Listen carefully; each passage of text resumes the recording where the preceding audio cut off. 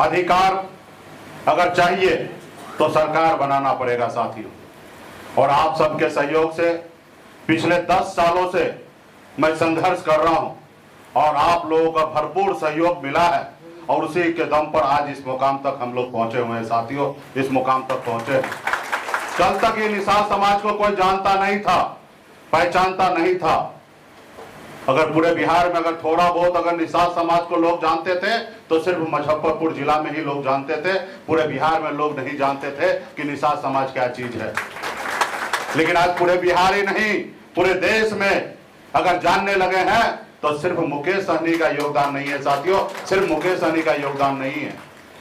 इस मुकाम तक आने के लिए पूरे बिहार का एक एक निषाद मजबूती से वीआईपी पार्टी और निषाद विकास संघ के साथ खड़ा हुआ, इसके दम पर आज हम यहाँ पे पहुंचे हैं साथियों, उसके दम पर पहुंचे हैं।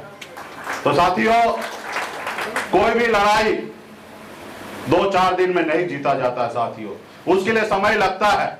सिर्फ जरूरी है कि आप अपने कर्तव्य के साथ मजबूती से उस रास्ते पे चलिए साथियों, उस रास्ते पे चलिए। ये देश पहले गुलाम था, पहले इस पे राजा महाराजा का शासन हुआ करता था, लोग को गुलाम बना के रखा था। उसके बाद मुगल आए, वो भी इस देश पे राज किए। उसके बाद अंग्रेज आए, वो भी आपके देश पे राज कर रहा था, आपको गुलाम बना के रखा था।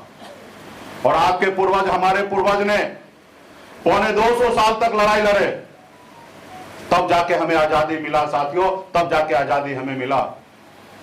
हजारों नहीं लाखों की संख्या में हमारे पूर्वज शहीद हुए, उसके बाद हमें आजादी मिला साथियों, उसके बाद आजादी हमें मिला। और आजादी के बाद बाबा साहब भीमराव अंबेडकर ने हमें एक संविधान बना के दिए। उन्होंने देखा कि पहले किस तरीके से गरीब पिछड़ा दलित को पशु समान समझते हैं, उनको गुलाम बना के रखते हैं। तो बाबा साहब ने कहा कि नहीं, ये लोकतंत्र में, इस देश में लोकतंत्र होना चाहिए। कोई किसी के ऊपर मालिक नहीं होगा, जनता जिनको चुनेंगे वही लोग देश को चलाएंगे।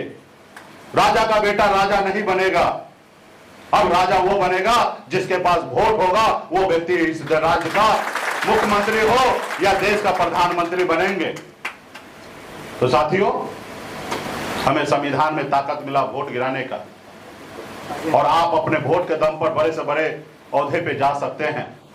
जैसे हमारे आदरणीय लालू प्रसाद यादव जी, मुलायम सिंह यादव जी, दलित की बेटी बहन मायावती जी, इन लोगों ने पैसे के दम पर अपने अपने राज्य में मुख्यमंत्री ने बने, अपने लोगों के वोट के दम पर राज्य में